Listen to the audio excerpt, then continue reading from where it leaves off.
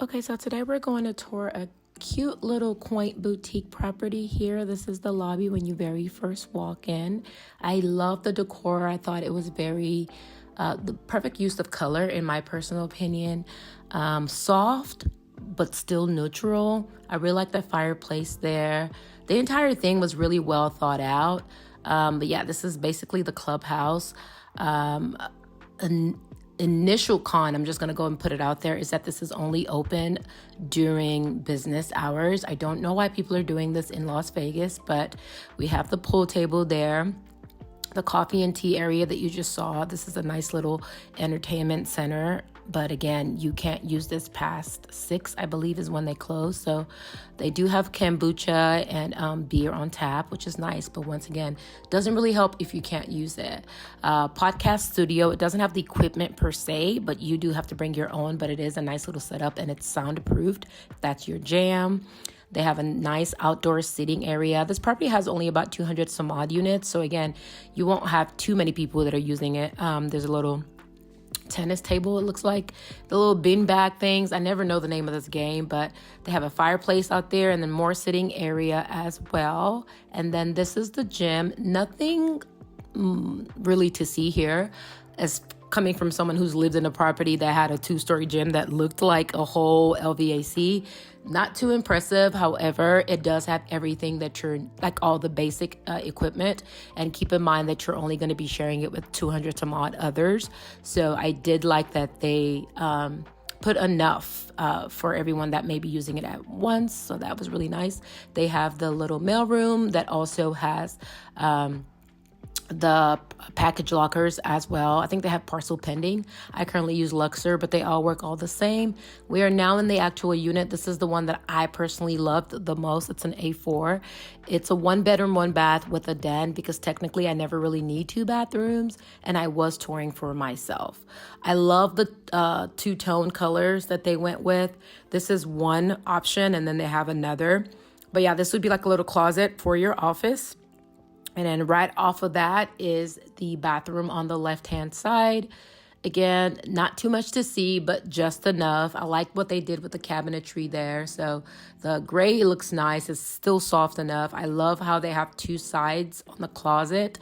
Never really been a fan of the wooden thing. You guys know me. You know I like the metal, but this is the bedroom. Again, sizing is not really exceptional, but it's it is what it is. This is the living room here. I do like how bright it is. It does seem like they have a lot of windows. I think that's what I personally prefer, this floor plan for the 1-bedrooms.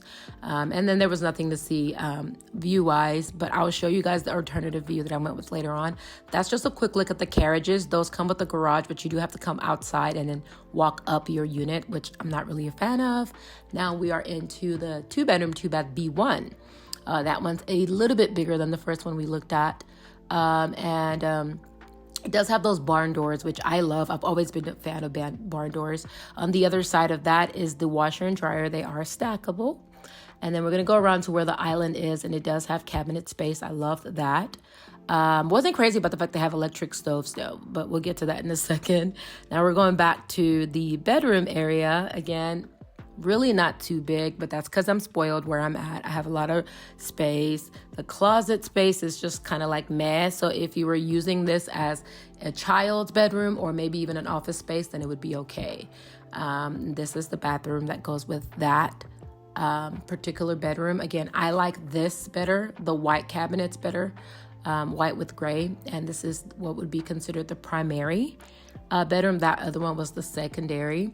I do like that they use Berber carpet, so that's really nice. Again, closet space is ample, again, considering Las Vegas and the way they typically like to make the closets small. I do like that they already have these little cabinets in here, so that way if you just want to do like cubbies or whatever for your foldables on the right. And then here we are with the bathroom. So this is flipped, right? The other one was like mainly gray. Anyway, so now we are in the 2-bedroom, 2-bath. This is the largest one. So these are, again, I was touring for myself. So this is more for me. This one I liked because there was a little foyer at the front when you walk through, just gave it a little more dimension. This is I think this one is going to be the primary bedroom. just because it has the restroom and the toilet. I mean, the toilet. Wow, I can't think right now. Okay, so what I really like about this one is that, as you saw, there's like an actual dining space as well as a living area. So it does make it feel bigger and spacier. This is going to be, I think they're kind of like roommate style then, because both of them have the restrooms attached. This one I'm going to say is primary because no one else has access to your restroom, and the closet is massive. Again, considering all odds. And this is just what the view was. There was nothing to really see here either. I'm going to show you our view that I almost went with, the unit that I almost settled on, but I ultimately decided against. It does have kind of like a wraparound setup here. But here's another angle of the walkthrough from the living room to the dining area. I also liked this little situation here. So it's kind of like a pantry setup. So you would kind of get like an island of your own, and then this would be for your food or whatever else you want to store in there. So I did like the use of that. This is the view I was talking about earlier. Thank you guys for watching, and subscribe. But just in case I don't end up moving here, this is my summary of the whole thing. I'm going to give the property a 10 out of 10 for what it is. It is a boutique style. It's not supposed to be a high-rise feel. My likes for sure, the staff is great. I met people that have lived here. Granted, they've only lived here for a week, but they say the staff is really friendly. They're happy to be here. And I read 5-star reviews online. That was actually another reason that I came here.